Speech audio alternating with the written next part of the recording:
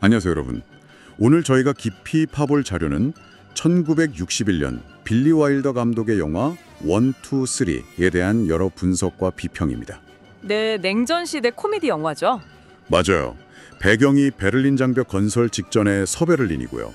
코카콜라 간부가 갑자기 찾아온 사장딸이랑 그녀가 결혼한 동독 공산주의자 때문에 아주 난리가 나는 얘기입니다. 하룻밤 사이에 그 공산주의 청년을 완전 자본가 사위로 만들어야 하는 그런 상황이죠. 네, 그 과정이 정말 정신없이 펼쳐지는데요. 오늘 저희는 이 영화를 둘러싼 평가, 흥행, 그리고 독특한 스타일, 특히 음악 사용법의 의미를 좀 자세히 들여다보려고 합니다. 좋습니다. 자, 그럼 먼저 이 영화의 운명부터 좀 살펴볼까요? 자료들을 보면 이게 처음 나왔을 때는 반응이 꽤 엇갈렸다고요. 특히 흥행에서 좀 어려웠다고 나오던데요. 네, 그게 참 흥미로운 지점입니다.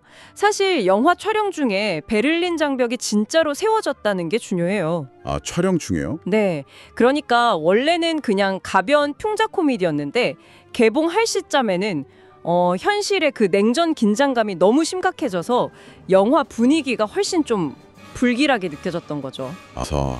분석 자료에 따르면 그래서 미국이랑 독일 양쪽에서 다 흥행에 실패하고 160만 달러 손실을 봤다고 합니다. 의도랑 다르게 너무 무겁게 받아들여졌군요. 시대 상황 때문에. 참 아이러니하네요. 그렇죠. 그런데 수십 년 뒤에는 이게 완전히 달라졌다고요. 특히 서베를린에서 그랬다면서요. 어떻게 그렇게 반전이 일어난 걸까요? 맞습니다. 1985년에 프랑스와 서독에서 재개봉을 했는데 특히 그 분단 시절의 서베를린에서 정말 폭발적인 인기를 얻어요. 대규모 야외 상영회도 하고 TV 동시 방영까지 하고 극장에서 자그마치 1년이나 상영을 했다고 하니까 정말 대단했죠. 1년이나요? 와, 대단하네요. 네, 이제 시간이 좀 흐르면서 냉전의 긴장감이 좀 누그러지니까 영화의 그 풍자를 사람들이 더 여유롭게 즐길 수 있게 된 거죠. 네. 뭐랄까 시대적 거리가 생긴 거예요. 아, 시대적 거리가 오히려 약이 된 셈이네요. 그렇죠. 이게 작품 해석에 얼마나 큰 영향을 미치는지 보여주는 좋은 사례입니다. 그런데 또 다른 한편으로는 핀란드 같은 경우는 좀 달랐어요. 핀란드는 어땠는데요? 거기는 이제 소련과의 관계를 의식하는 그 핀란드화 정책 때문에 1986년까지 상영이 금지됐었다고 해요. 정치적인 이유였죠. 와, 한 영화를 두고 이렇게 나라마다, 시대마다 반응이 다르다니 정말 흥미롭습니다. 네, 그렇죠. 자, 그럼 이제 영화 자체의 스타일 얘기를 좀 해보죠. 시대에 따라 평가가 이렇게 달라졌다는 건 그만큼 영화가 당시로서는 좀 파격적이었다는 뜻도 될 텐데요. 많은 자료에서 공통적으로 지적하는 게 바로 그 엄청난 속도감이에요. 네, 맞아요. 속도감. 그리고 여기에 아람 하차투리안의 사브르 댄스 음악 사용이 아주 결정적이었다. 이런 분석이 많더라고요. 그게 정말 이 영화의 핵심이라고 할 수 있습니다. 그냥 전개가 빠르다 이런 차원을 넘어서는 거죠. 어떤 식으로요? 빌리 와이더 감독이 그 맥나마라가 동독 청년 오토를 자본가로 막 급조하는 그 광란의 장면에 사브르 댄스를 썼잖아요. 네, 아주 정신없죠, 그 장면. 여러 분석들을 보면 이 음악은 그냥 배경음악이 아니에요.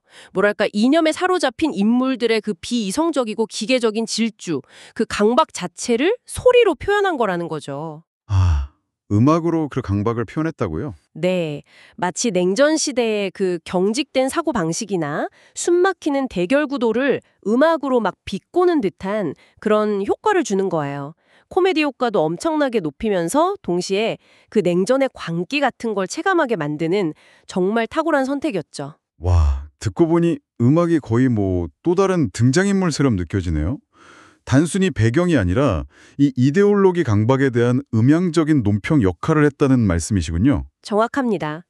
비평가들이 말하는 그 논스톱 광기를 청각적으로 딱 보여주는 거죠. 영화 전체를 지배하는 그 조급함, 속도전이라는 정서를 만들어내고요. 흥미롭네요. 이런 강렬한 스타일 때문인지 평가는 정말 극과 극으로 갈렸어요. 그랬습니다. 예를 들어 뉴욕타임즈의 보슬리 크라우더 같은 평론가는 제임스 캐그니의 그 숨 쉴 틈 없는 연기, 이걸 극찬했고요. 타임즈나 버라이어티도 빠른 속도감이랑 날카로운 풍자를 아주 높이 평가했죠.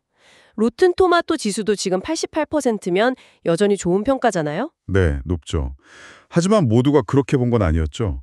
폴렌 카일 같은 비평가는 좀 혹평을 남기기도 했고요. 맞아요. 폴린 카열은 지루하고 진보한 개그의 반복이다 이렇게 비판했고요.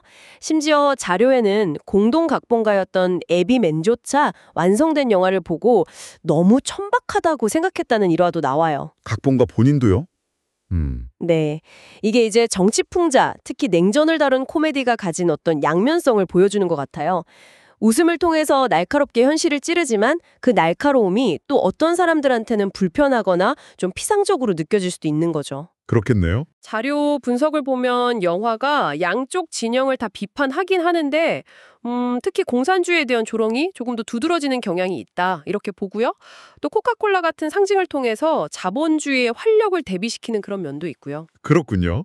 자, 그럼 이 영화와 또 여러 분석 자료들이 오늘날 우리에게 시사하는 바는 뭘까요?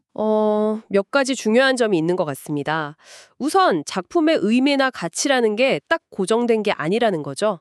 시대나 정치적인 맥락에 따라서 계속해서 다르게 해석될 수 있다는 거. 네, 그건 확실히 보이네요. 그리고 또 1, 2, 3는 그 빠른 편집, 속사포 같은 대사, 그리고 상징적인 음악 사용을 통해서 코미디라는 장르가 얼마나 효과적으로 심각한 정치적 메시지를 전달할 수 있는지 보여주는 아주 뛰어난 사례라고 할 수 있습니다. 코미디의 힘이네요. 그렇죠.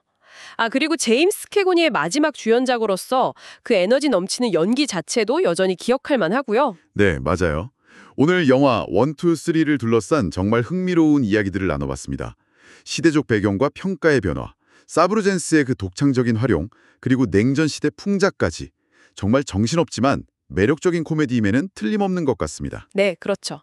마지막으로 청취자 여러분께 생각해볼 만한 질문 하나를 던지고 싶습니다. 오, 어떤 질문이죠? 영화는 결국 맥나마라의 성공, 그리고 승진으로 끝나잖아요. 그런데 가장 마지막 장면, 공항 자판기에서는 코카콜라가 아니라 경쟁사인 펩시콜라가 쭉 하고 나옵니다. 아, 맞아요. 그 장면. 코카콜라로 상징되는 어떤 자본주의적 성공담처럼 보이는 이 영화의 맨 마지막 순간에 등장한 이 작은 이물질, 펩시콜라는 과연 무엇을 의미할까요? 어쩌면 이게 승리와 경쟁의 본질에 대해 또 다른 질문을 던지는 건 아닐지 한번 곱씹어 보시는 것도 재미있을 것 같습니다.